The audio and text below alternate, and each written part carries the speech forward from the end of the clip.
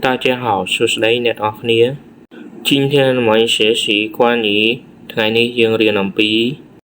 សិនឈើពាក្យថ្មីពីព្រោះ因为បន្ទាប់មកយ៉ាងហូ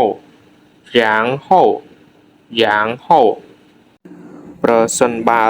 ប្រសិនជា如果ដូច្នេះ所以ប៉ុន្តែ但是ម្យ៉ាងទៀត而且នៅតែ还是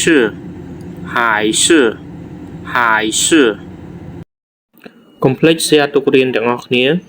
ជួបខ្ញុំនៅវីដេអូក្រោយ